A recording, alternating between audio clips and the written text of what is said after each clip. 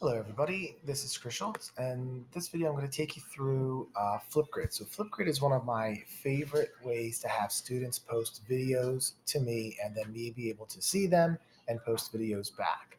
So to get started, we're just going to come into our Omnibar here and type in Flipgrid. Now mine will come up straight away because I've been using Flipgrid quite a bit recently. For your first time signing up, you'll do this educator sign up, and you want to make sure that you always are signing in with your Google account. So I've used this before, so I'm just going to log in. And as I'm logging in here, you'll see that I have several grids that I have made. Okay, so I'm going to create a new grid by adding a new grid here. Okay, and I'm going to add this new grid, and I'm going to name this practice. Now, you might want to name this, um, you know, period 1 and 2 math, or maybe period 3 social studies, however you want to kind of design this. But you're going to have a group of kids that are going to be working within this. Okay, so coming down here, I want the students to be able to enroll with their school email. All right, now here's the trick. All right, we're gonna have to come back to this a little bit later with the school email, because automatically it sees me as an octorara.org account. The students, as you know, are a at student.octorara.org account. So we're gonna have to go into to do that. Here's how my flip code. This is how kids will find me. We don't have to do that right now. We're just going to go to next. And any of these you can change. And here's that email part. So here I will have to add in at student.octorara.org. Now, if I don't do that, the students will not be able to access this grid. This is kind of a security feature to make sure that other people from outside the organization are not coming in here. Okay, so you always have to type that in. We'll go to next. Okay, here's my grid. I can copy this. I can email it to my students. I can push it out through Google Classroom. I can put it on my Schoology page. Okay, I don't even have to do that right now because I could always come back to this piece here. Let's go to our grid here. When you create a grid, you'll have a chance to change this background to whatever you would like. And I can do that in the edit button here. And it will always create this first option, this say hello on Flipgrid. Okay, let's take a look at some of our edits here.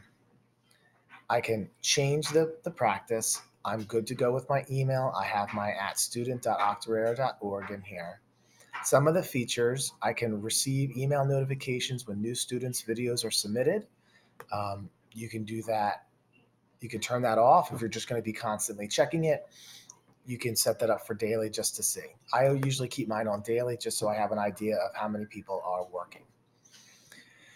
This grid followers allow students to receive email notifications when new topics are created. I would push that out for this virtual learning that we in, just so that the students know that you've pushed something out to them. All right, we're not seeing them every single day now. Okay, it's active. This grid is active. If I were working on this another time, or I was just kind of getting this started, I could keep it hidden until I was ready to do it. Let's just say a month from now, I know I'm going to be working on a book. We're going to be doing it together, and I want to work on this because I have some time now. I could keep it hidden until I was ready to push that out. Auto-generated captions, right? This would be recorded in an environment with little ambient noise. This would be this would be great for our students with hearing difficulties. This would be able to caption what they're reading. So I would turn this on, okay? And we can caption it in English, or if you have some ELL students, you could caption it in a different language, okay? And this actually isn't coming up here, so I'd have to look into that. But I haven't used these before, but I haven't worked in a classroom this year with students with a hearing impairment. Okay, I can personalize this. I can grab a different picture in here if I want something specific. Right now, this is my big idea, so I can change this. That looks nice, and then I'm ready. I'm ready to go here. Okay, I can update this. I can always go back and change those things. It's very, very simple. If you're working with a special education teacher or you're working with a colleague and you guys are sharing a classroom, you can add a co-pilot, and a co-pilot, just as it sounds, that person can add different material to this. Okay. You can start with this say hello just to get the kids going. Okay. One thing I will share with you right away is I want to come in here and I want to edit this topic. This is where I have a lot more control over what the kids are going to be doing and what they can do. Okay. Um, I can keep it this way. I could also just edit this and say, you know, respond to chapter 1, something like that. I can change the recording time. If I just want it to be a very brief idea, I can do that there, or I can change my timing here. Okay, here's my prompt. I can say, now that you've learned about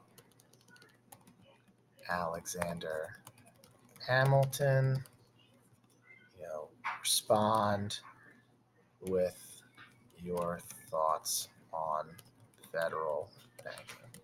Something like that. I don't know. That's right on the top of my head. I always go to United States history whenever I need a quick example. Okay, so you can change this focus. This is the hello piece. I could change this. I can delete it. I can get rid of it. Right. I can put something else in here. There's all different options.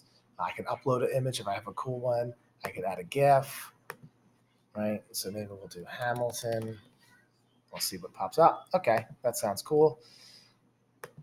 Knew that was going to pop up. And this topic tip, add a tip to help your students best answer the topic. I haven't used this before, but you certainly could. If you wanted the link to the article that you found, you could link it all in here, right?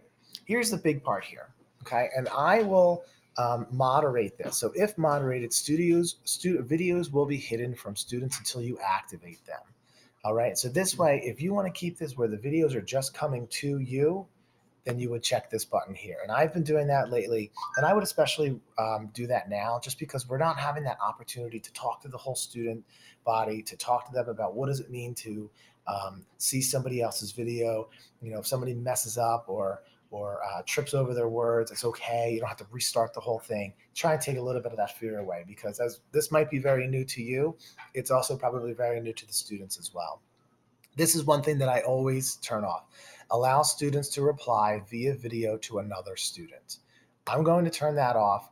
And once again, I would have several discussions with the students about what does it mean to give positive criticism back? What does it mean to have digital citizenship manners online?